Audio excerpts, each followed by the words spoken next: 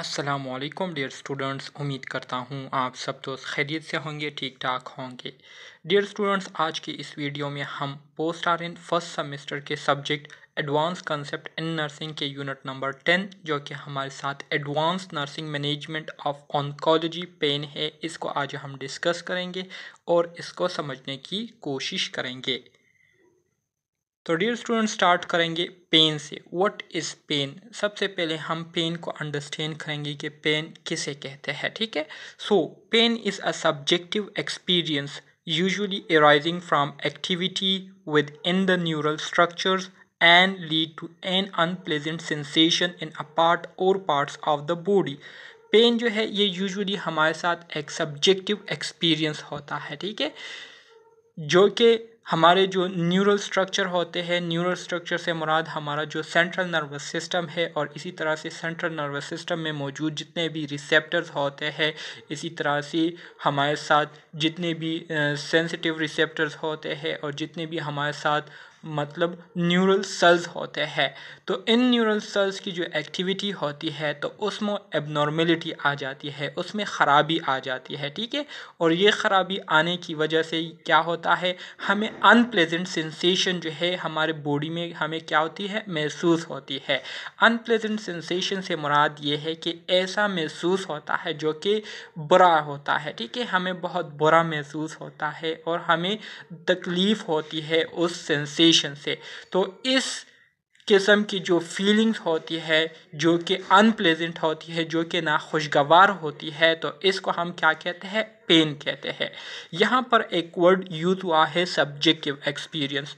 Subjective experience से मुराद ये है कि जो बंदा तकलीफ़ में होता है, जिस बंदे को दर्द हो रही होती है, पेन हो रही होती है, तो सिर्फ वो ही बंदा जो है इस पेन की शिद्दत को जो है वो जान सकता है, इस पेन की शिद्दत को जो है महसूस कर सकता है, और वही जो है आपको बता सकता है कि वो कितने ज़्यादा तकलीफ़ में है। इसके अलावा कोई दूसरा बंदा जो है किसी दूसरे बंदे की जो तकलीफ़ है, जो दर्द है, उसको महसूस नहीं कर सकता, उसको एक्सप्लेन नहीं कर सकता।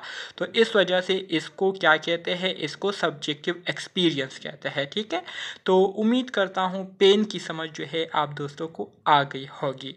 इट में अराइज इन रिस्पॉन्स टू। अब जब पेन काज होती है तो ये किस वजह से काज होती है? सबसे पहली वजह इस पेन की ये होती है कि डैमेज टू बॉडी टिश्यूज। हमारे बॉडी के जो टिश्यूज होते हैं वो जब डैमेज हो जाते हैं, उसमें जब ख़राबी आ जाती है, तो ख़राबी आने की वजह से हमें तकलीफ़ होती है, हमें पेन महसूस होती है।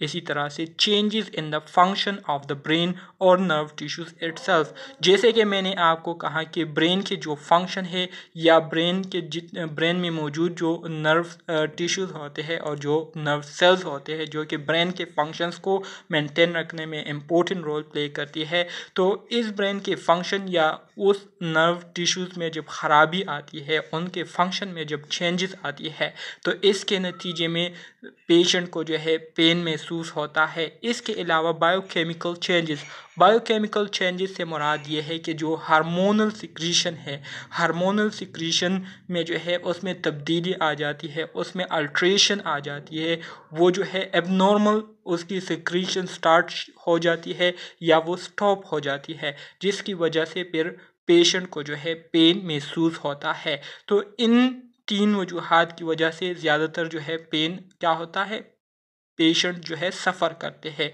वैसे तो बहुत सारे वजूहात हो सकते हैं, लेकिन जो मेजर वजूहात है वो हमारे साथ ये है कि अगर बॉडी का कोई टिश्यू जो है वो डैमेज हो जाए, तो बॉडी के कोई पार्ट डैमेज होने के बाद या कट लगने के बाद ज़ाहिर बात है पेन जो है सबको महसूस होती है। इसके अलावा अगर आपके ब्रेन के जो फंक्शन है या आपके जो नर्व सेल होते हैं, तो उनके अगर फंक्शन में एबनॉर्मेलिटी आ जाती है, वो एबनॉर्मल हो जाए, तो एबनॉर्मल होने की वजह से पेन जो है पेशेंट को महसूस होती है। या इसके अलावा जो हार्मोनल सिक्रीशन है वो एबनॉर्मल हो जाए, उसमें अल्ट्रेशन आ जाए, तो इस वजह से भी पेन जो है ये महसूस होती है। पेन में also be mediated by mental changes. इसी तरह से जब कोई शख्स जो है वो दर्द में होता है, ठीक है, वो तकलीफ़ में होते हैं, तो मुसलसल तकलीफ़ में रहने की वजह से उनकी जो मेंटल एबिलिटीज़ है, उनकी जो मेंटल फंक्शन है, उसमें भी क्या आ जाती है, उसमें भी अल्ट्रेशन आ जाती है, उसमें भी जो है तब्दीलियाँ रोनुमा होने लगती है। क्योंकि एक बंदा जो है मुसलसल तकलीफ़ में होता है और बहुत ज़्यादा तकलीफ़ को सफ़र करने की वजह से फिर उनके जो मेंटल एबिलिटीज़ होती है वो फिर डिस्टर्ब हो जाती है। उन्हें फिर पता नहीं चलता कि उन्हें क्या करना चाहिए, वो किस तरह से अपने इस दर्द को जो है कम कर सकते हैं, और वो फिर कन्फ्यूजन का शिकार हो जाते हैं। तो इस वजह से जो मेंटल एबिलिटीज़ है उसमें चेंजेस आ जाती है।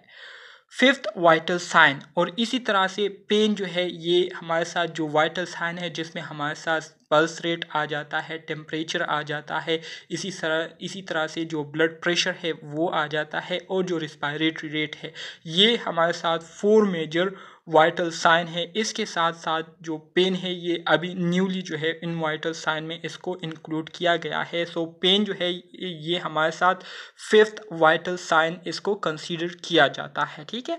The patient should be assess for pain as for other vital sign. और इसी तरह से जिस तरह से हम पेशेंट के जो दूसरे वाइटल साइन चेक करते हैं, मिसाल के तौर पर उनका जो रिस्पायरेटरी रेट है उसको हम चेक करते हैं, उनका जो ब्लड प्रेशर है, उनकी जो टेम्परेचर है, और इसी तरह से पल्स रेट जिस तरह से चेक करते हैं, इसी तरह से हम पेशेंट की जो पेन है उसको भी हम एसेस कर सकते हैं, उसके भी हम असेसमेंट कर सकते हैं, मेजरमेंट कर सकते हैं। The emphasis should be given to monitor for subtle sign of pain in patients because it can cause massive damage, ठीक है। इसी तरह से हमें जो ज़्यादातर ज़ोर देना होगा तो वो पेशेंट की जो पेन है उस पर हमें ज़ोर देना होगा, और उसको जो है हमने मॉनिटर करना होगा। क्योंकि अगर पेशेंट मुसलसल पेन में मुब्तला हो, मुसलसल वो पेन को सफ़र कर रहे हो, और उसके लिए हम कोई प्रिकॉशन ना ले, उसके लिए हम कोई मैनेजमेंट ना करें, तो इससे बहुत ज़्यादा नुकसान पेशेंट को जो है वो हो सकता है, और बहुत ही ज़्यादा वो नुकसान का शिकार हो सकते हैं, ठीक है। Pain function. अब हम पेन के फंक्शन के बारे में बात करेंगे कि जो लोगों को दर्द महसूस होता है, जो लोग पेन सफ़र करते हैं, तो इसके हमारे साथ बहुत सारे फ़वायदे भी है। तो वो कौन से फ़वायदे हैं, ठीक है, उसके बारे में अब हम बात करेंगे। सबसे पहला फंक्शन पेन का ये है कि pain perception is a protective mechanism for the body. मिसाल के तौर पर अगर कोई शख्स ऐसा हो कि उसको पेन महसूस ना होता हो, और अचानक से वो बेखबरी में जो है वो आग पर हाथ रख दे, ठीक है, या कोई छुरी हो उस पर हाथ रख दे, तो ज़ाहिरी बात है उनको पेन महसूस नहीं होगी। तो पेन महसूस ना होने की वजह से उनका हाथ जो है वो आग पर होगा, और आग जो है उनके हाथ को जला डालेगा, ठीक है, और वो अपने हाथ से महरूम हो जाएंगे। या इसी तरह से अगर कोई शार्प चीज़ पर उन्होंने हाथ रखा हो या उनका हाथ आ जाए, ठीक है, तो उनको पेन महसूस नहीं होगा, और इसी तरह से उनका जो हाथ है वो बहुत ज़्यादा डैमेज हो जाएगा। तो ऐसे लोग जो कि पेन परसेप्शन के लिए सेंसिटिव होते हैं, मतलब जो कि पेन को महसूस कर सकते हो, तो इनके लिए जो है इसका फ़ायदा ये होता है कि इससे पेन महसूस करने से वो अपने आप को मज़ीद डैमेज होने से बचा सकते हैं। मिसाल के तौर पर आप बेख्याली में जो है कोई गर्म चीज़ को पकड़ ले हाथ में, तो इससे जब आप महसूस करते हैं तो अचानक से आप उससे हाथ हटा देते हैं, और इसी तरह से आप अपने हाथ को जो है जलने से बचा देते हैं। तो इस वजह से कहते हैं कि जो पेन को लोग महसूस करते हैं, तो इसका बहुत ही इम्पोर्टेंट रोल है किसी भी शख्स के बॉडी पार्ट्स को बचाने में। कोई भी शख्स अपने आप को जो है मज़ीद नुकसान होने से बचाने में इस पेन परसेप्शन का बहुत बड़ा रोल होता है। Usually meant to serve as warning to the host of a disorder function, ठीक है।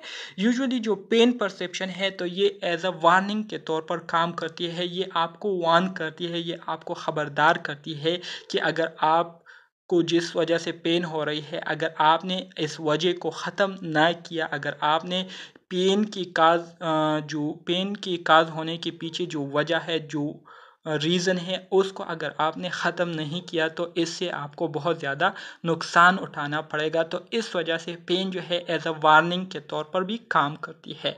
Pain perception enables the individual to protect the tissues against further body damage। वही बात है जो कि मैंने आपको कही कि अगर आप पेन को महसूस कर रहे हैं तो इस पर भी आपको शुक्र अदा करना चाहिए, क्योंकि ये आपको एक वार्निंग दे रही होती है, ये आपको जो है ख़बरदार कर रही होती है कि जिस चीज़ की वजह से आपको तकलीफ़ पहुंच रही है, अगर उस चीज़ को आपने रिमूव ना किया, अगर उस चीज़ को आपने ख़त्म ना किया, तो इससे आपके जो टिश्यूज़ है वो मज़ीद ख़राब हो सकते हैं, वो मज़ीद डिस्टर्ब हो सकते हैं, डैमेज हो सकते हैं। ठीक है, so severe mutilation damage to body parts has been observed in condition leading to an absence or reduction in the perception of pain।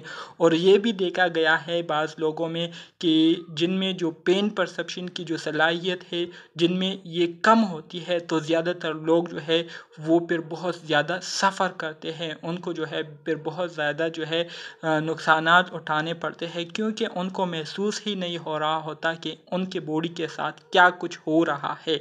तो इस पेन को महसूस ना करने की वजह से वो बहुत ज़्यादा नुकसानात जो है वो फिर उठाने पर मजबूर होते हैं। ठीक है, पेन कंपोनेंट। यहाँ पर अब हम पेन को महसूस करने के लिए जो कंपोनेंट्स होते हैं, जो सेल्स होते हैं, उसके बारे में हम बात करेंगे। Pain components of a nerve fibre. Usually हमारे साथ पेन को महसूस करने में 3 किस्म के नर्व फाइबर जो है वो इन्वॉल्व होते हैं। पहले नंबर पर हमारे साथ सेंसरी नर्व फाइबर्स होते हैं। सेंसरी नर्व फाइबर से मुराद ये वो रिसेप्टर्स होते हैं जो कि हमें चीज़ों को महसूस कराने में क्या करती है, मदद देती है। और जिस चीज़ को भी हम टच करते हैं तो हमारे बॉडी में जगह पर जगह सेंसरी नर्व सेल्स जो है वो मौजूद होते हैं। तो जिस चीज़ को हम टच करते हैं तो ये टच सेंसेशन जो है, ये नर्व फाइबर इस सिग्नल्स को हमारे ब्रेन तक पहुंचाती है, और ब्रेन तक पहुंचाने के बाद फिर हमारा जो ब्रेन है वो क्या करता है, इसको इंटीग्रेट करता है। ठीक है, इस पर प्रोसेसिंग करता है, और इसी तरह से हमें पता चल जाता है कि हमने किस चीज़ पर हाथ रखा हुआ है और किस चीज़ को हमने पकड़ा हुआ है। ठीक है, सेंसरी रिसेप्टर्स है, इसी तरह से मोटर रिसेप्टर्स है और ऑटोनोमिक रिसेप्टर है। ये 3 किस्म के नर्व फाइबर्स है जो कि पेन को सेंस कराने में हमें इम्पोर्टेंट रोल प्ले करती है। ठीक है, pain component of sensory nerve fibre. अब अगर सेंसरी नर्व फाइबर्स के जो कंपोनेंट है उसके बात करें, जिसके ज़रिए हम पेन को महसूस करते हैं, तो इसके भी फिर हमारे साथ मुख्तलिफ कंपोनेंट है। मेजर जो है 3 कंपोनेंट है, जिसमें हमारे साथ ए बीटा फाइबर्स है, ए सिग्मा फाइबर्स है और सी फाइबर्स है। ए बीटा फाइबर्स क्या है? What is a beta fibre? A beta fibres ये लार्ज डायमीटर माइलिनेटेड फाइबर्स होते हैं, मतलब वो फाइबर जिस पर माइलिन शीट जो है वो चढ़ी हुई होती है। माइलिन शीट जो है इस फाइबर को कवर किया हुआ होता है, और इसकी जो डायमीटर होती है वो भी क्या होती है, लार्ज होती है। अब ए बीटा फाइबर्स का काम क्या होता है? ए बीटा फाइबर्स का फंक्शन जो है ये होता है कि ये हमें टच को महसूस कराने में बहुत ज़्यादा मदद देती है। इसी तरह से वाइब्रेशन को महसूस कराने में हमें बहुत ज़्यादा मदद देती है। किसी भी किस्म की मूवमेंट अगर हमारी बॉडी पर हो रही है तो उस मूवमेंट को महसूस कराने में हमें बहुत ज़्यादा मदद देती है। इसके अलावा ये पेन को पेन को महसूस कराने में हमें किसी किस्म की मदद नहीं देती, और ज़्यादातर जो ए बीटा फाइबर होते हैं तो ये हमारे स्किन में पाए जाते हैं। हमारे स्किन में जो है ये ज़्यादातर मिकदार में पाए जाते हैं। ठीक है, इसी तरह से ए सिग्मा फाइबर जो है इनकी जो डायमीटर है ये स्मॉल होती है, लेकिन ये भी हमारे साथ माइलिनेटेड फाइबर होते हैं। मतलब इसके जो नर्व फाइबर होते हैं तो उसके इर्द गिर्द भी माइलिन शीट जो है वो क्या होती है, वो कवर्ड हुई होती है, सराउंडेड मौजूद होती है। लेकिन इस ए बीटा फाइबर और ए सिग्मा फाइबर में फ़र्क ये है कि ए बीटा फाइबर्स की जो डायमीटर है वो लार्ज होती है, जबकि ए सिग्मा फाइबर्स की जो डायमीटर है ये स्मॉल होती है। बाकी दोनों जो है माइलिनेटेड फाइबर्स होते हैं। ठीक है, अब ए सिग्मा फाइबर्स यूजुअली ये असल में वो नर्व फाइबर्स है जो कि हमें ख़ास तौर पर दर्द को महसूस कराने में मदद देती है। दर्द को महसूस करने वाले जो मेन फाइबर्स है वो हमारे साथ कौन से है? ए सिग्मा फाइबर्स है। ये भी हमारे स्किन में बहुत ज़्यादा मिकदार में पाई जाती है, वेल एज डीप स्ट्रक्चर। ये हमारे स्किन में पाई जाती है, लेकिन स्किन के जो डीप स्ट्रक्चर है मतलब एपिडर्मिस के ऊपर नहीं बल्कि डर्मस और इसी तरह से जो सबक्यूटेनियस टिश्यूज है उसमें ये ज़्यादा मिकदार में पाई जाती है। इसके बाद हमारे साथ जो तीसरी किस्म है सेंसरी नर्व फाइबर्स की वो है सी फाइबर्स। सी फाइबर कौन से फाइबर्स है? इसकी जो डायमीटर है इसकी डायमीटर भी स्मॉल होती है, लेकिन सी फाइबर्स जो है ये हमारे साथ अनमाइलिनेटेड फाइबर्स होते हैं। मतलब इन फाइबर्स के इर्द गिर्द जो माइलिन शीट है वो मौजूद नहीं होती। ठीक है। Mainly pain fibre found in skin and deeper tissue. इसी तरह से जो सी फाइबर है ये भी हमारे साथ ख़ास तौर पर पेन फाइबर्स होते हैं। पेन फाइबर से मुराद ये पेन को महसूस कराने में हमें मदद देती है और ये भी स्किन में पाई जाती है। और जो डीपर स्ट्रक्चर है मतलब डर्मस और सबक्यूटेनियस टिश्यूज़ तो उनमें जो है ये ज़्यादातर पाए जाते हैं। ठीक है। तो उम्मीद करता हूँ सेंसरी नर्व फाइबर्स के जो कंपोनेंट है ए बीटा फाइबर, ए सिग्मा फाइबर और सी फाइबर, इसके बारे में आपको समझ आ गई होगी और ये जो है आपके एमसीक्यूज़ में जो है आया हुआ है। ठीक है, एग्जाम में। सो इसलिए इसको गौर से सुने और इसको याद करें। तो ये असल में हमारे साथ एक नर्व फाइबर्स का जो पाथवे है उसका एक स्ट्रक्चर दिया गया है जिसमें हमारे साथ मुख्तलिफ़ किस्म के पेन या सेंसरी नर्व फाइबर होते हैं, जिसमें पहले नंबर पर अगर आप देखें इसकी जो डायमीटर है ये भी लार्ज है, तो इस वजह से इसको क्या कहते हैं, ए बीटा फाइबर्स कहते हैं। फिर ए बीटा फाइबर्स के बाद हमारे साथ जो दूसरे फाइबर्स है उसको हम ए सिग्मा फाइबर्स कहते हैं। ए सिग्मा फाइबर्स की जो डायमीटर होती है ये ए बीटा फाइबर्स के बनिस्बत स्मॉल होती है, स्मॉल डायमीटर पर मुश्तमिल होते हैं। और इसके बाद हमारे साथ सी फाइबर होते हैं। सी फाइबर्स की जो डायमीटर है तो ये ए सिग्मा फाइबर से भी स्मॉल डायमीटर के फाइबर्स होते हैं। ठीक है। सो ए सिग्मा फाइबर्स और जो सी फाइबर है ये ख़ास तौर पर पेन को महसूस कराने में हमें बहुत ज़्यादा मदद देती है। इनकी जो डायमीटर है ये भी स्मॉल होती है, लेकिन ए सिग्मा फाइबर जो है ये माइलिनेटेड फाइबर्स होते हैं और सी फाइबर जो है ये अनमाइलिनेटेड फाइबर होते हैं। बाकी दोनों जो है स्किन में भी पाए जाते हैं और इसके अलावा जो डीपर टिश्यूज़ हैं उनमें भी पाए जाते हैं। ठीक है।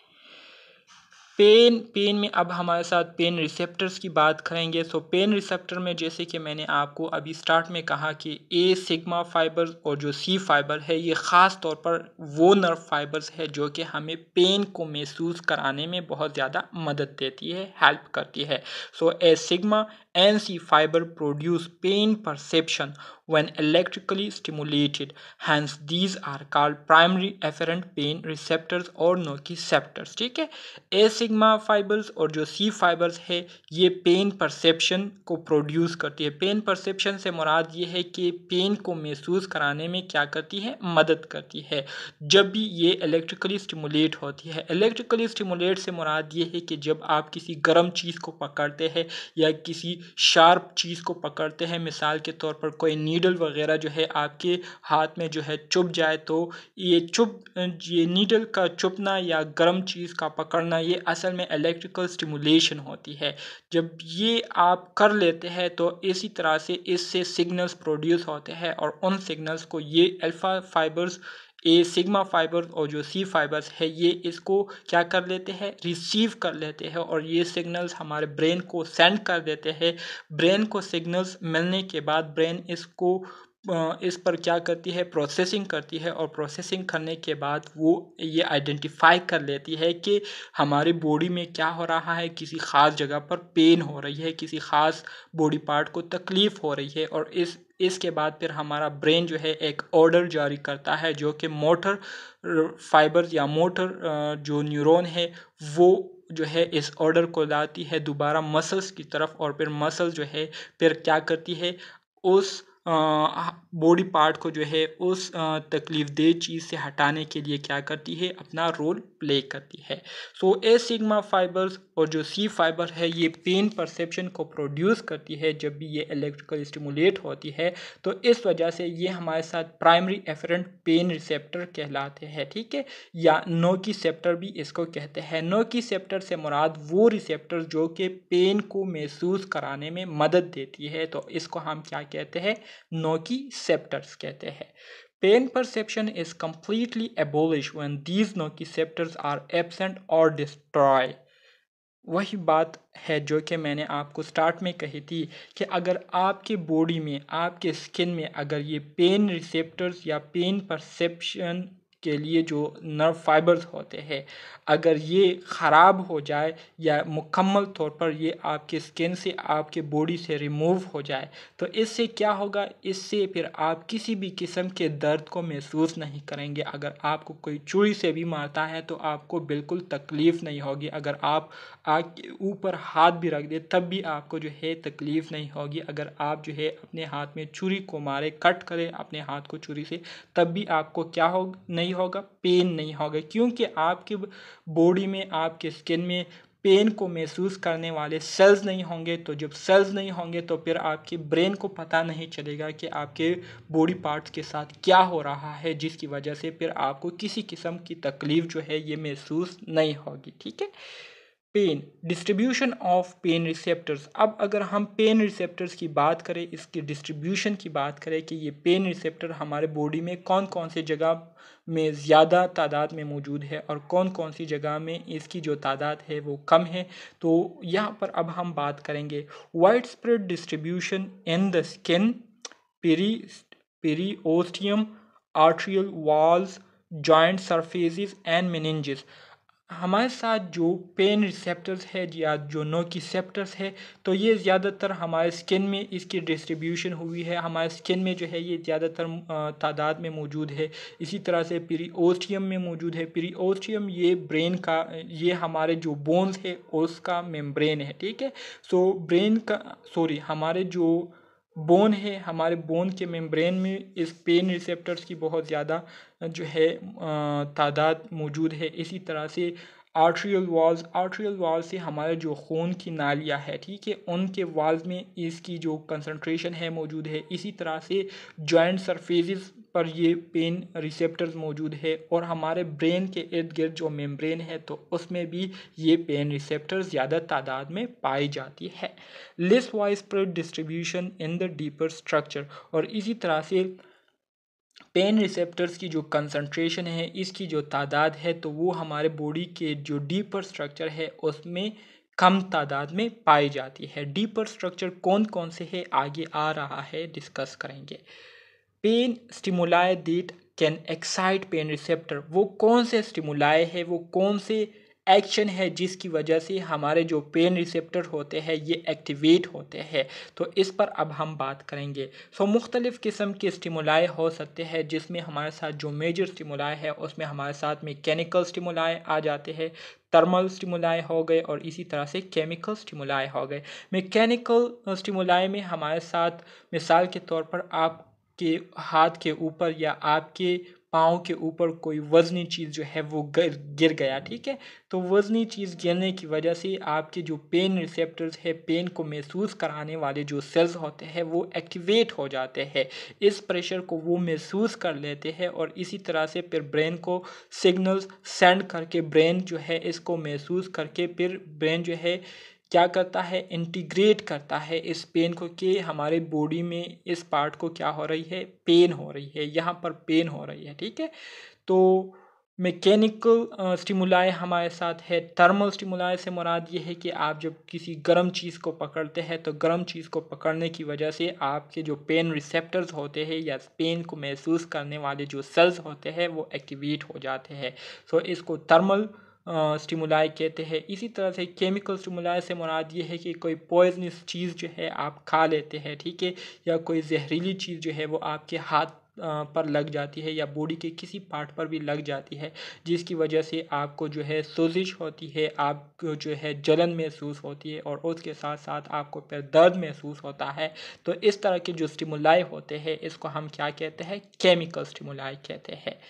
Body substances that can excite nociceptors. अब वो बॉडी सब्सटेंसेस के बारे में बात करेंगे, वो बॉडी सब्सटेंसेस जो कि हमारी बॉडी में मौजूद होती है, ठीक है, जो कि हमारे जो पेन रिसेप्टर्स है उसको क्या करती है, एक्टिवेट कर सकती है। तो उसमें पहले नंबर पर हमारे साथ हिस्टामीन आ जाते हैं। हिस्टामीन ये असल में प्रोटीन है। इसी तरह से सेरोटोनिन आ जाते हैं, ब्रेडिकाइनिन आ जाते हैं, पोटाशियम आयंस हो गए, इसी तरह से एसिटाइल कोलिन वगैरह, ये हमारे साथ कौन से हैं, ये हमारे साथ वो सब्सटेंसेस है जो कि हमारे नोकिसेप्टर्स को क्या करते हैं, इसको एक्साइट करते हैं। एक्साइट से मुराद इसको स्टिमुलेट करते हैं। ठीक है, एमसीक्यूज में ये भी आ सकता है कि in the following which one is body substance that excite your nociceptor या पेन रिसेप्टर्स।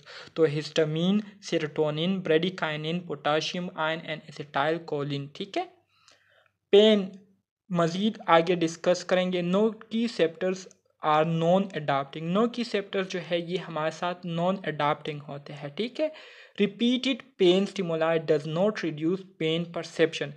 अब यहाँ पर एक कंसेप्शन की बात हो रही है। नॉन अडाप्टिंग किसे कहते हैं? नॉन अडाप्टिंग कुछ ऑर्गेनिज्म ऐसे है, कुछ हमारे साथ ऐसे ऑर्गेनिज्म है जिसको अगर आप बार बार जो है एक रिस्पॉन्स देते हैं या बार बार आप उसको एक स्टिमुलेशन देते हैं, उसको एक क्या कहते हैं, उसको आप छेड़ते हैं, तो फर्स्ट टाइम जो है आप जब उसे छेड़ेंगे तो वो आपको रिस्पॉन्स देगा। आप उसके साथ कोई छेड़खानी करेंगे तो वो आपको रिस्पॉन्स देगा। लेकिन अगर आप यही छेड़खानी उसके साथ 3-4 दफ़ा करें, 5-6 दफ़ा करें, तो एक स्टेज ऐसा आएगा कि आपकी छेड़खानी करने के बावजूद भी फिर वो ऑर्गेनिज्म आपको किसी किस्म का रिस्पॉन्स नहीं देगा, किसी किस्म का रिएक्शन जो है वो आपको नहीं देगा। तो इसको कहते हैं अडाप्टिंग रिस्पॉन्स। मतलब वो उसके साथ आदी हो जाते हैं, जिसकी वजह से फिर उनको जो है वो बुरा नहीं लगता। नॉन अडाप्टिंग से मुराद ये है कि अगर आपकी बॉडी में पेन स्टिमुलेशन जो है वो बार बार हो रही है, तो जितनी आपको जो है पेन परसेप्शन महसूस होगी, उतनी दफ़ा आप जो है पेन को महसूस करेंगे, उतनी दफ़ा आपको शिद्दत से जो है दर्द महसूस होगा। तो इस वजह से कहते हैं कि नोकिसेप्टर जो है ये असल में हमारे साथ नॉन अडाप्टिंग है, ये अडाप्ट नहीं होते, इसके साथ आप अपने आप को आदी नहीं कर सकते। मतलब ये है कि जब तक आप के इर्द गिर्द ऐसी चीज़ें होगी जिसकी वजह से आपको दर्द हो रहा है, तो तब तक आपको दर्द होता रहेगा। अगर आप ऐसी चीज़ों को रिमूव करें जिसकी वजह से आपको दर्द हो रहा है, तो अगर आप उन चीज़ों को ही रिमूव कर दे तो फिर आपको दर्द नहीं होगा। ठीक है, so repeated pain stimuli does not reduce pain perception. अगर आपको जो है पेन स्टिमुलाई बार बार महसूस हो रही है, तो इससे जो है आपका जो दर्द है या दर्द की जो शिद्दत है वो कम नहीं होगी, बल्कि और भी ज़्यादा बढ़ेगी। समटाइम पेन परसेप्शन में एक्चुअली इंक्रीज, और इसी तरह से पेन परसेप्शन जो है बार बार रिपीट होने की वजह से जो है वो क्या हो जाती है, बहुत ज़्यादा उसकी शिद्दत बढ़ जाती है। This is useful to prevent body damage. और इसी तरह से पेन को महसूस करना, पेन को जो है सेंस करना, ठीक है, तो ये जो है बहुत ही ज़्यादा फ़ायदेमंद है बॉडी को मज़ीद नुकसानात से बचाने के लिए। Types of pain. अब डियर स्टूडेंट्स, पेन की अगर हम अक़साम की बात करें तो हमारे साथ मुख्तलिफ़ किस्म के पेन है। ठीक है, पेन में be describe in term of location, duration, intensity and aetiology. Pain जो है इसको हम लोकेशन के बेस पर भी डिफ़ाइन कर सकते हैं। ठीक है, इसी तरह से ड्यूरेशन के बेस पर भी हम पेन को डिफ़ाइन कर सकते हैं, शिद्दत के बेस पर, इंटेंसिटी के बेस पर भी डिफ़ाइन कर सकते हैं, और इटियोलॉजी के बेस पर भी हम पेन को डिफ़ाइन कर सकते हैं। ठीक है, so classification of pain based on where it is in the body.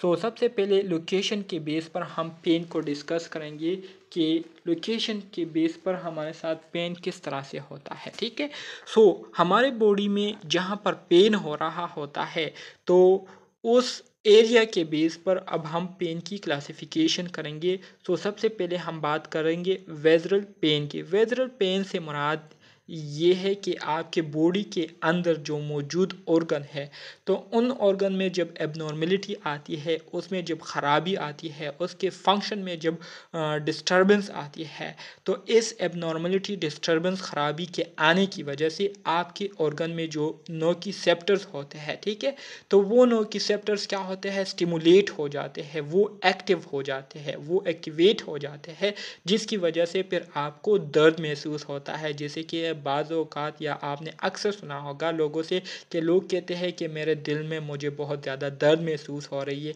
या स्टमक में मुझे बहुत ज़्यादा पेन महसूस हो रही है, या सीने में मुझे बहुत ज़्यादा पेन महसूस हो रही है। तो ये असल में जो ऑर्गन है, उन ऑर्गन के जो फंक्शन है उसमें किसी वजह से डिस्टर्बेंस आ गई होती है, जिसकी वजह से जो पेन रिसेप्टर्स होते हैं वो एक्टिवेट हो जाते हैं, और वो एक्टिवेट होने की वजह से फिर आपको जो है दर्द महसूस होता है। सो विज़रल पेन से मुराद वो पेन है जो कि आपकी बॉडी के अंदर मौजूद जो ऑर्गन होते हैं, तो उन ऑर्गन में ख़राबी के आने की वजह से आपको जो दर्द महसूस होता है, तो उसको हम विज़रल पेन कहते हैं।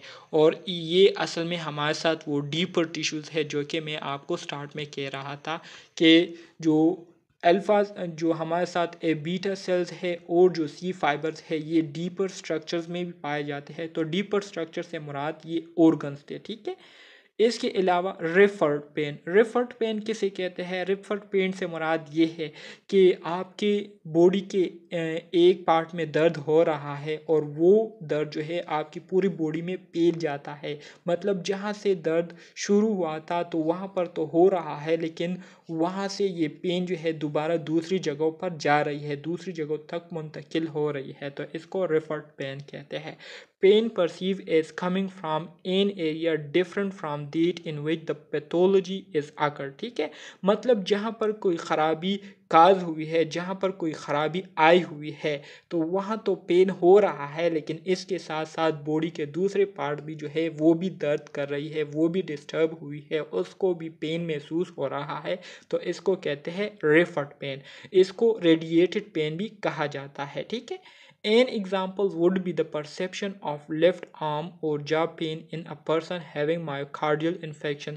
जैसे कि आपने देखा होगा कि वो पेशेंट जो कि हार्ट अटैक का शिकार हो जाते हैं, तो उनसे जब आप हिस्ट्री लेते हैं तो वो आपको यही कहते हैं कि पहले मेरे लेफ़्ट साइड पर जो है लेफ़्ट साइड की जो लेफ़्ट आर्म है वहाँ पर दर्द हो रहा था, फिर ये दर्द जो है ऊपर आ रहा था, फिर लेफ़्ट साइड से राइट चेस्ट की तरफ आ रहा था, फिर ऊपर लेफ़्ट जा की तरफ गया, और फिर लेफ़्ट हेड की तरफ जो है स्कल की तरफ गया। तो मतलब पेन जो है ये पेल रहा था, एक ही साइड पर जो है पेन पेल रहा था, तो इसको कहते हैं रेफर्ड पेन।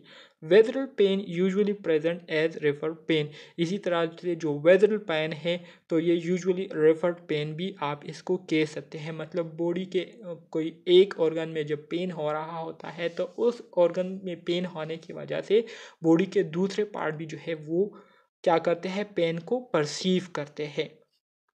अब ड्यूरेशन के बेस पर अगर हम पेन की बात करें तो हमारे साथ एक्यूट पेन भी होता है और क्रोनिक पेन भी होता है।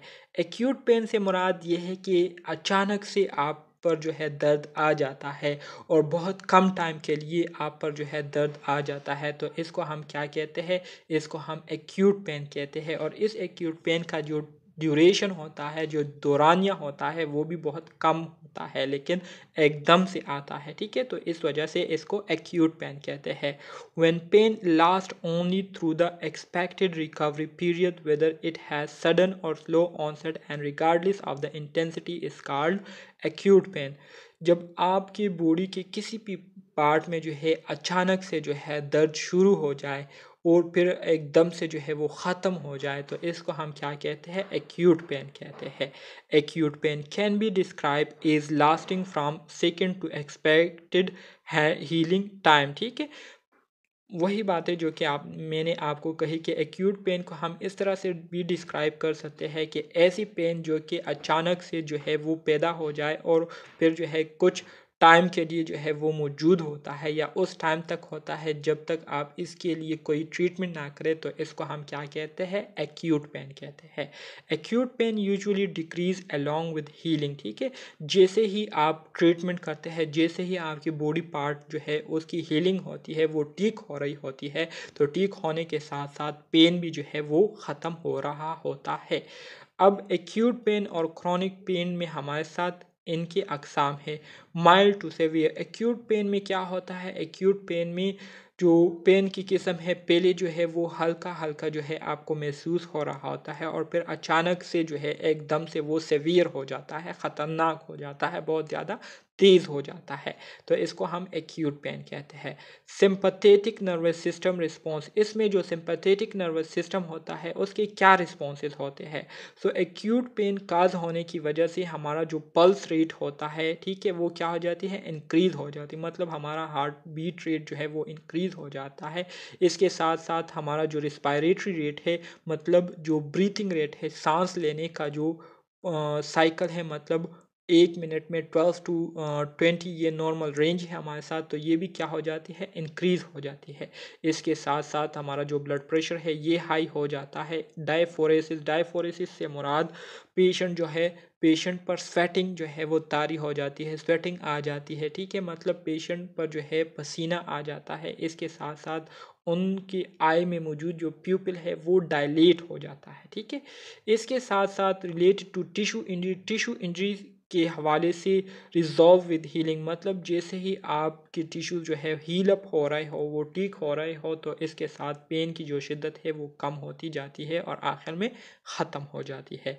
Client appears restless and anxious, इसमें जो क्लाइंट है एक्यूट पेन के दौरान क्लाइंट जो है वो बेचैनी का शिकार रहते हैं और बेसकूनी का शिकार रहते हैं। क्लाइंट जो है वो बार बार जो है दर्द का फरियाद करते हैं कि उनको बहुत ज़्यादा दर्द महसूस हो रहा है और दर्द को वो बर्दाश्त नहीं कर पा रहा है।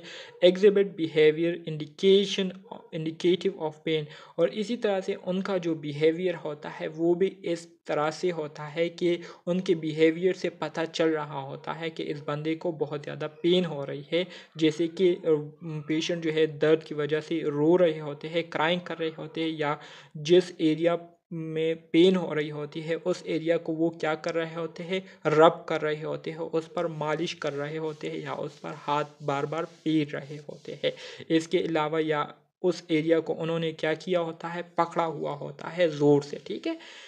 इसके अलावा अगर क्रोनिक पेन की हम बात करें तो ये भी हमारे साथ माइल्ड टू सेवियर हो सकती है, मतलब दरमियाना किस्म की भी हो सकती है और बहुत तेज़ शिद्दत वाली भी हो सकती है। इसमें जो पैरासिम्पैथेटिक नर्वस सिस्टम रिस्पॉन्सेज जो है ये प्रोड्यूस होते हैं।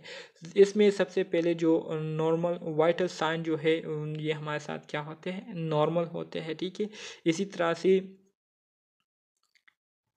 वाइटल साइन जो है ये क्या हो जाते हैं, नॉर्मल होते हैं। स्किन जो है ड्राई हो जाती है और इसके साथ साथ गर्म हो जाती है। प्यूपल जो है ये नॉर्मल रहता है या डायलेटेड रहता है। इसके अलावा continuous beyond healing, heal up होने के बाद बॉडी की जो टिश्यूज़ है या जो सेल्स है या जो भी पार्ट है वो अगर ठीक भी जो हो जाए तो ठीक होने के बावजूद फिर भी दर्द जो है पेशेंट को हो रहा होता है। इसके अलावा पेशेंट जो है डिप्रेशन का शिकार रहता है और बहुत ज़्यादा तकलीफ़ में होता है। Client often does not mention pain unless ask, इसके अलावा पेशेंट जो है क्रॉनिक पेन में उस वक्त तक बाद औक़ात गिला नहीं करते, उस वक्त तक आपको नहीं कहते जब तक आप उनसे पूछ ना लेते हैं कि आपको दर्द हो रहा है या नहीं। इसके अलावा पेन बिहेवियर ओपन एब्सेंट, जो पेन बिहेवियर है वो जो है पेशेंट जो है वो नहीं कर रहे होते हैं, जैसे कि एक्यूट पेन में कर रहे होते हैं, या तो दर्द की वजह से रो रहे होते हैं या उस एरिया को रब कर रहे होते हैं जहाँ पर दर्द हो रहा होता है, ठीक है। तो ये क्रॉनिक पेन में नहीं होता। कैंसर रिलेटेड पेन, ऑन्कोलॉजी किसे कहते हैं, ऑन्कोलॉजी जैसे कि हमने फर्स्ट स्लाइड में पढ़ा था कि advance nursing management of oncology, ठीक है। ऑन्कोलॉजी से मुराद स्टडी अबाउट कैंसर और ट्यूमर। कैंसर के बारे में जब हम स्टडी करते हैं या किसी भी किस्म के ट्यूमर के बारे में हम स्टडी करते हैं तो उसको हम क्या कहते हैं, ऑन्कोलॉजी कहते हैं। सो कैंसर रिलेटेड पेन से मुराद ये है कि कैंसर की वजह से जो दर्द पेशेंट महसूस कर रहे होते हैं तो उसको हम कैंसर रिलेटेड पेन कहते हैं। पेन एसोसिएटेड विद कैंसर में भी एक्यूट और क्रॉनिक। इसी तरह से कैंसर की वजह से लोगों को जो दर्द महसूस हो रहा होता है तो वो भी हमारे साथ एक्यूट भी हो सकता है और क्रॉनिक भी हो सकता है। इसके अलावा अगर इंटेंसिटी बेस पर हम पेन की बात करें, शिद्दत के बेस पर हम पेन की बात करें, तो classification of pain according to intensity is done using a standard 0 to 10 scale, ठीक है। अगर हम इंटेंसिटी के बेस पर पेन की बात करें तो पेन की जो इंटेंसिटी के बेस पर क्लासिफिकेशन हुई है, तो पेन को क्लासिफाई करने के लिए एक स्टैंडर्ड स्केल जो है यूज़ होता है, जिसमें 0 से लेकर 10 तक जो है कैलिब्रेशन की गई होती है। उसमें जो है पॉइंट्स दिए गए होते हैं, जिसमें पेशेंट से पूछा जाता है कि आप इन गिवन नंबर में से किसी भी नंबर को जो है अपने दर्द के मुताबिक जो है इसको सेलेक्ट करें कि आपको कितना परसेंट दर्द हो रहा है। मतलब आप अपनी दर्द को कितने पॉइंट्स देंगे। अगर ज़्यादा पॉइंट देंगे तो इसका मतलब यह है कि आप बहुत ज़्यादा तकलीफ़ में हैं। अगर कम पॉइंट देंगे तो इसका मतलब यह है कि आपका जो दर्द है वो काबिल बर्दाश्त है और आप इसको बर्दाश्त कर सकते हैं। So linking the rating to health and functioning score, ठीक है। माइल्ड पेन जो है, माइल्ड पेन से मुराद जो हमारे साथ शुरुआती पेन होता है जो कि बस थोड़ा सा होता है, ठीक है। तो उसकी जो रेंज है स्केल में, तो वो 1 to 3 रेंज में हमारे साथ होता है। एमसीक्यूज में ये आ सकते हैं, ठीक है।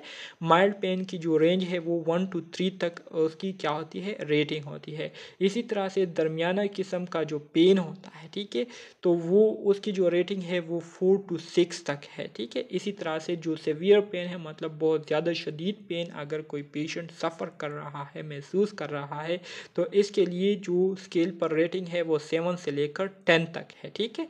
And is associated with the worst outcome, और इसके जो आउटकम नताइज होते हैं वो भी बहुत ज़्यादा ख़राब होते हैं। अब अगर इटियोलॉजी के बेस पर, काज की बेस पर हम पेन की बात करें कि मुख्तलिफ वजूहात की वजह से जो दर्द होता है, तो उसकी भी हमारे साथ क्लासिफिकेशन हुई है, ठीक है। अकॉर्डिंग टू इटियोलॉजी पेन में भी फिजियोलॉजिक पेन जो है फिजियोलॉजिक भी हो सकती है और न्यूरोपैथिक भी हो सकती है। फिजियोलॉजिक से मुराद ये है कि बॉडी के जो फंक्शन है उन फंक्शन में ख़राबी आ जाती है, उन फंक्शन में कमी आ जाती है, उसमें डिस्टर्बेंस आ जाती है। तो इन कमी, ख़राबी या डिस्टर्बेंस के आने की वजह से जो पेन महसूस होता है, तो उसको हम फिजियोलॉजिक पेन कहते हैं, ठीक है। इसी तरह से न्यूरोपैथिक से मुराद ये है कि सेंट्रल नर्वस सिस्टम में मौजूद जो हमारे साथ न्यूरॉन्स होते हैं, जो नर्व फाइबर्स होते हैं, तो वो नर्व फाइबर्स ख़राब हो जाते हैं, उनकी फंक्शन डिस्टर्ब हो जाते हैं। तो ख़राब होने की वजह से, डिस्टर्ब होने की वजह से हमें जो पेन महसूस होता है, तो उसको हम फिर न्यूरोपैथिक पेन कहते हैं।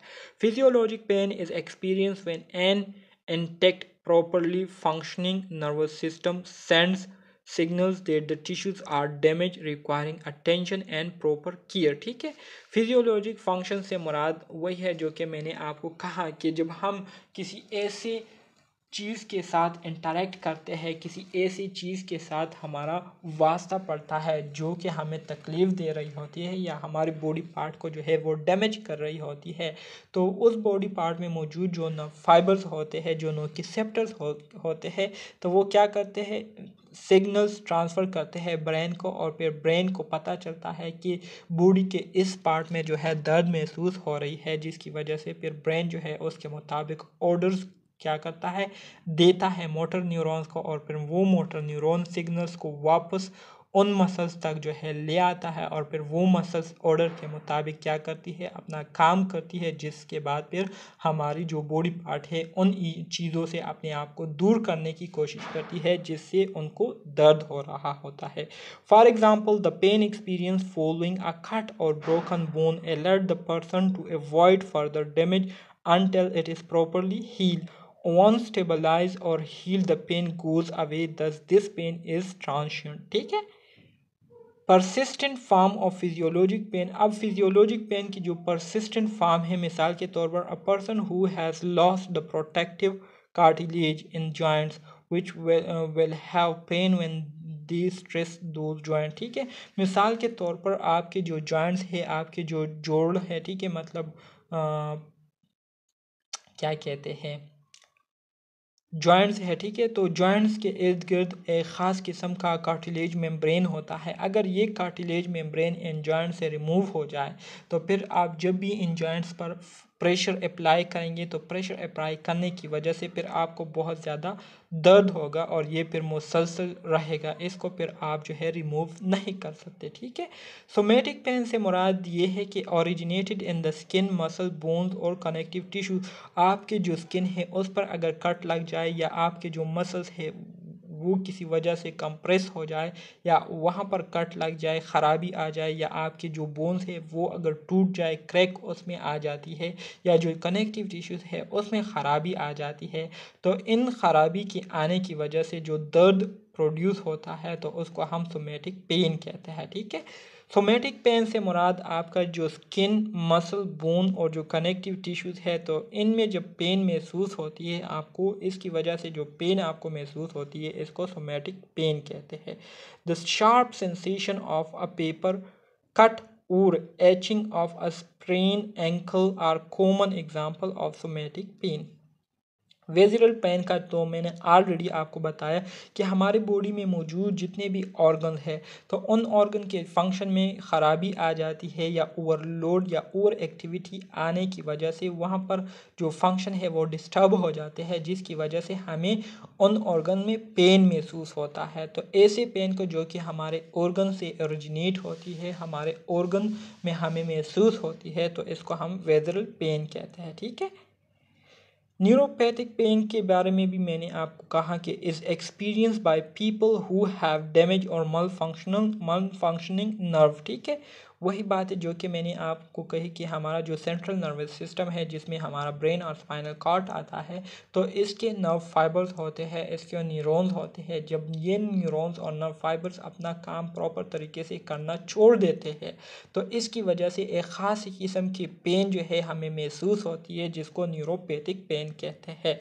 द नर्व में be abnormal due to illness. अब जो नर्व एबनॉर्मल हो रहे होते हैं तो ये इलनेस की वजह से भी एबनॉर्मल हो सकते हैं, इंजरी की वजह से भी एबनॉर्मल हो सकते हैं, और इसी तरह से ऐसे रीज़न भी हो सकते हैं जो कि हमें मालूम नहीं होते। तो जब इलनेस, इंजरी और ऐसे रीज़न्स की वजह से ये क्या होते हैं, एबनॉर्मल होते हैं, तो एबनॉर्मल होने की वजह से फिर हमें पेन भी महसूस होती है। Is typically chronic, it is describe as burning, electric shock और टिंगलिंग और डल एंड एचिंग। ठीक है, ये हमारे साथ पेन की सेंसेशन है। सब type of neuropathic pain, neuropathic pain की हमारे साथ जो मज़ीद अकसाम है उसमें हमारे साथ पेरिफेरल न्यूरोपैथिक पेन भी आ जाता है, सेंट्रल न्यूरोपैथिक पेन भी आ जाता है, और सिंपैथेटिकली मेंटेन पेन भी आ जाता है। Concept related to pain, pain के हवाले से जो कंसेप्ट है उस पर जो है अब हम बात करेंगे। Acute pain, pain that is directly related to tissue injury and resolve when tissue is heal is called acute pen.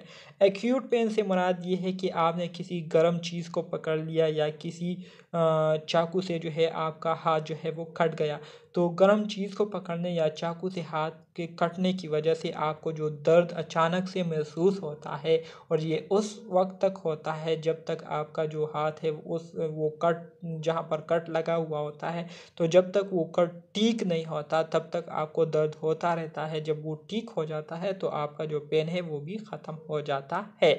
इसी तरह से क्रोनिक पेन, क्रोनिक पेन कैसे कहते हैं, pain that is persistent beyond 6 months, secondary to chronic disorders or nerve malfunctions that produce ongoing pain after healing is complete। chronic pain से मुराद ऐसा pen जिसका जो ड्यूरेशन होता है, जिसका जो टाइम पीरियड होता है वो 6 महीने से बढ़ जाता है, मतलब 6 महीने से ज़्यादा की अरसे पर जो है वो पेन जो है वो मुश्तमिल होता है। और इसी तरह से क्रॉनिक डिसऑर्डर्स की वजह से जो है ये काज होता है, या आपके जो नर्व है उसके फंक्शन में ख़राबी आने की वजह से ये क्या होता है, ये पेन महसूस होता है। इसके अलावा अगर इस पेन के लिए जो काजेज़ होते हैं, मतलब जो इंजरी की जो इंजरी काज हुई थी जिसकी वजह से ये क्रॉनिक पेन आपको हुआ था, तो अगर वो इंजरी हील अप भी हो जाए, वो इंजरी ठीक भी हो जाए, तब भी ये पेन आपको क्या होती है, महसूस होती है, मतलब मुसलसल ये पेन रहता है।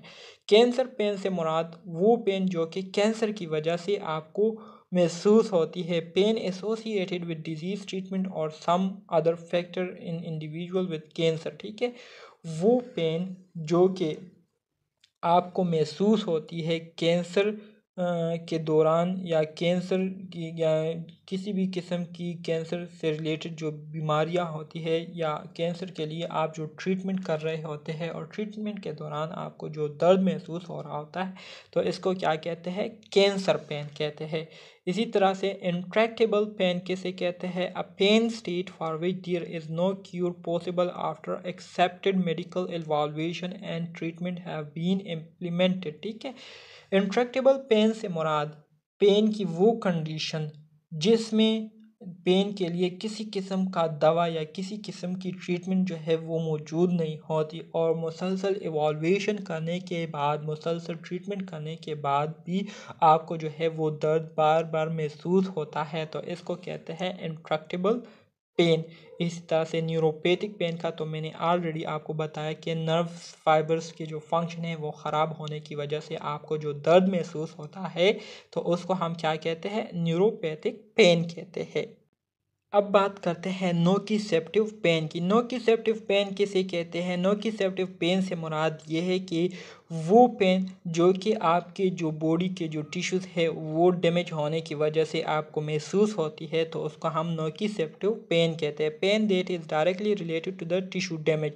आपके जो टिश्यूज़ है वो जब डैमेज हो जाते हैं तो इस वजह से आपको जो दर्द महसूस होता है उसको हम नोकिसेप्टिव पेन कहते हैं। इसमें हमारे साथ सोमेटिक पेन भी आ जाते हैं और विज़रल पेन भी आ जाते हैं। सोमेटिक से मुराद जब आपका स्किन या आपके जो मसल है या जो बोन है उसमें ख़राबी आ जाती है, वो डैमेज हो जाते हैं, तो इस वजह से जो दर्द महसूस होता है तो उसको हम क्या कहते हैं? उसको हम सोमेटिक पेन कहते हैं। और विज़रल पेन से मुराद आपके जो ऑर्गन्स है उसमें जब आप ख़राबी आने की वजह से दर्द आपको महसूस होता है तो उसको हम विज़रल पेन कहते हैं। यहाँ पर बात हो रही है पेन थ्रेशोल्ड की। पेन थ्रेशोल्ड किसे कहते हैं? Pain threshold is the lowest intensity of stimulus that can cause pain when the stimulus is applied for sufficient period of time।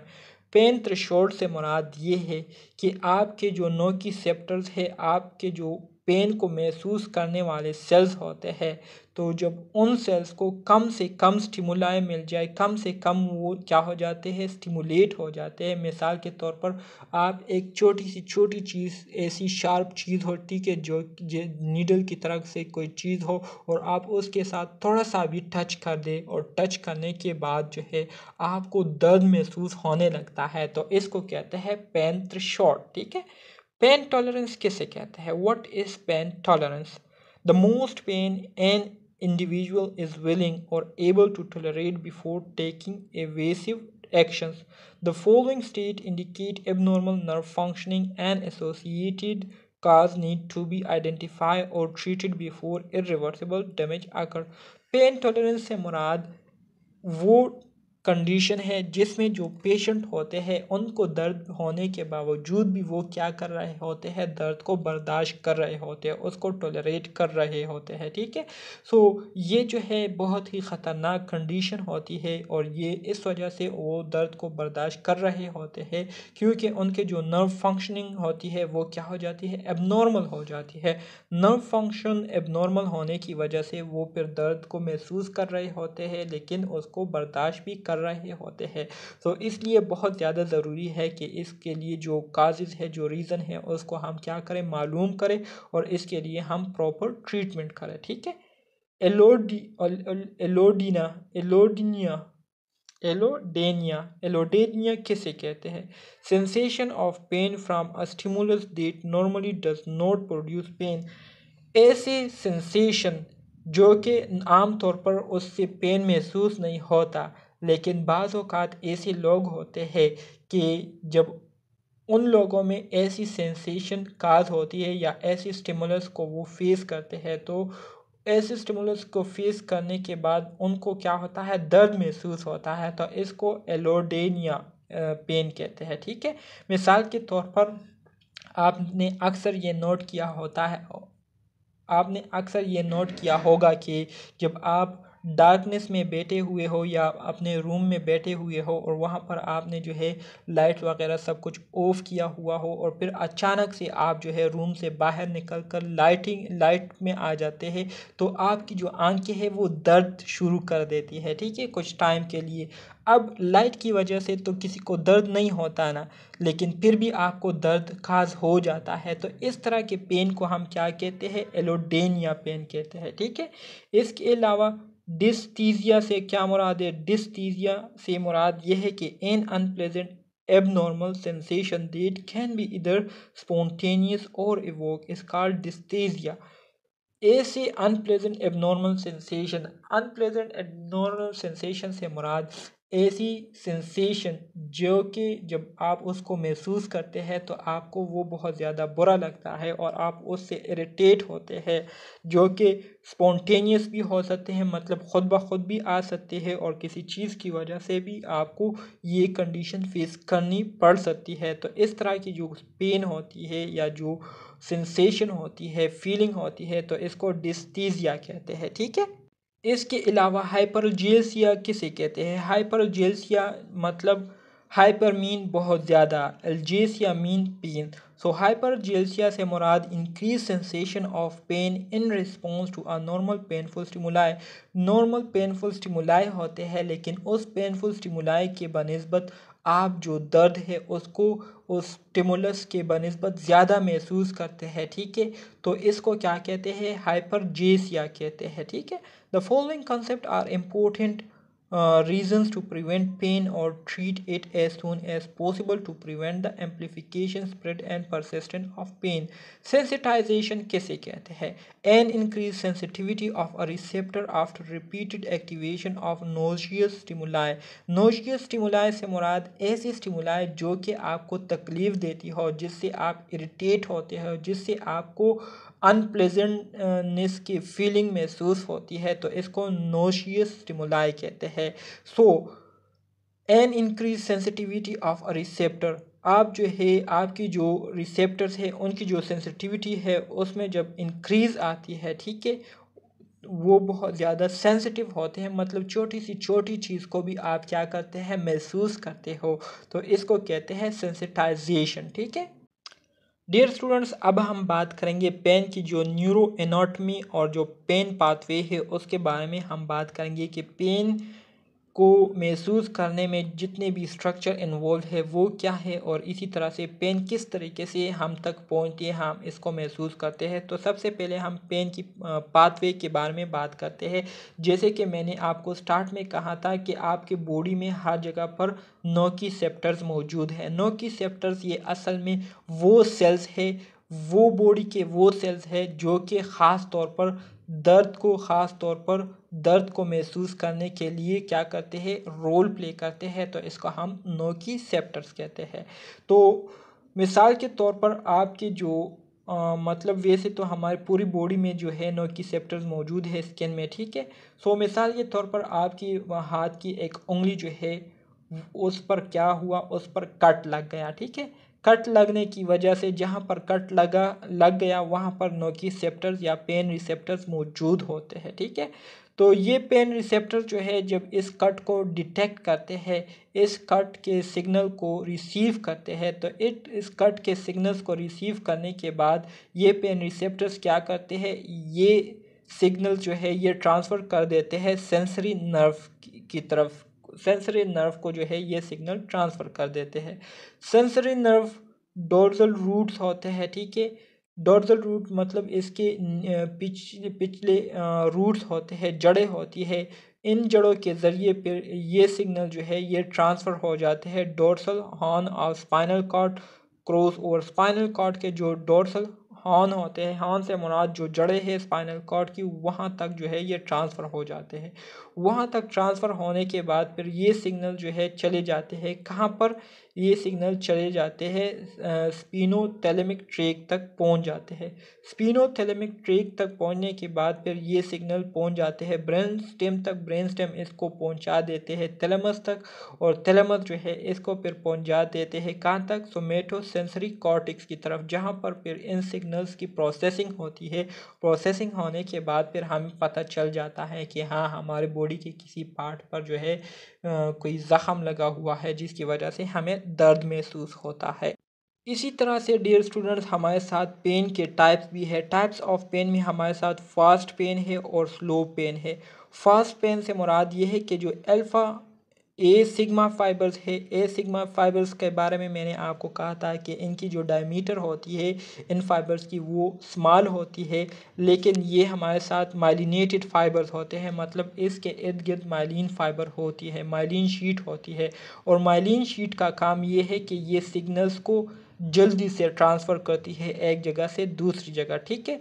सो अब ए सिग्मा फाइबर्स के ज़रिए जब सिग्नल्स ट्रांसफ़र होंगे तो वो क्या होंगे, जल्दी ट्रांसफ़र होंगे। जब जल्दी ट्रांसफ़र होंगे तो इसका मतलब ये है कि ब्रेन को जल्दी सिग्नल्स मिलेंगे, जल्दी सिग्नल्स मिलने की वजह से ब्रेन को फिर जल्दी पता चलेगा, और इसी तरह से हमें जल्दी से, जैसे ही हम किसी चीज़ को टच करते हैं, टच करने के साथ ही हमें पता चलेगा, हमें दर्द महसूस होगा। तो इस वजह से ए सिग्मा फाइबर को फास्ट पेन रिसेप्टर्स भी कहते हैं। एमसीक्यूज में ये आया हुआ है, इसलिए इसको आप अपने साथ नोट डाउन कर दीजिए। इसलिए इसके अलावा जो स्लो पेन रिसेप्टर्स है तो वो हमारे साथ सी फाइबर्स है।